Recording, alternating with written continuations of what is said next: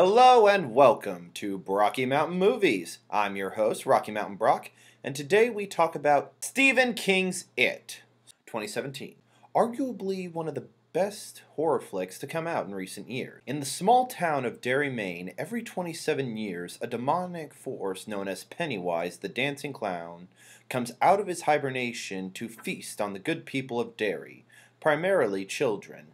His way of doing so is to stalk them, turn into their worst fears, and eat them. The reason many call this the best horror film in recent years is because it has pretty much everything you want out of a great horror flick. The villain, Pennywise, is pretty much the perfect horror movie villain. And not just because he can turn into all other monsters and therefore he's all-encompassing. No, he's everything you want in a great villain. Pennywise the Clown has it all. He's got charisma, he has personality, he knows what to do and how to do it.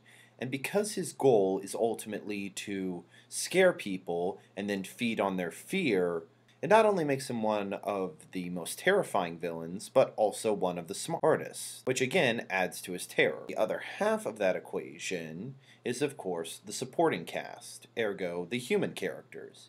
Each one of them has a distinct personality in and of itself.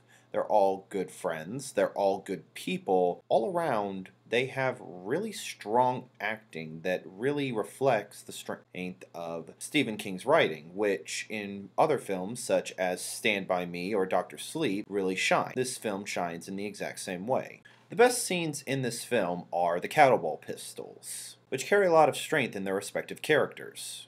The worst scene, I guess, is the inevitable breakup scene, where the villain succeeds in sort of breaking up the heroes when they know specifically that their only way of surviving is to stay together.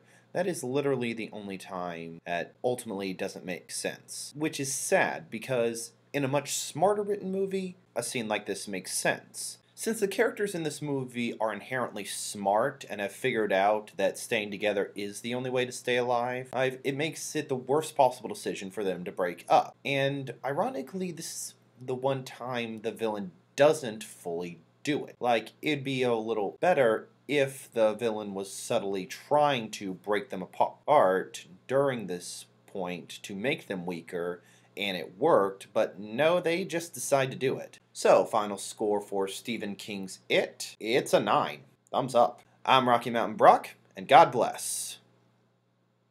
And stay out of the sewer. God bless.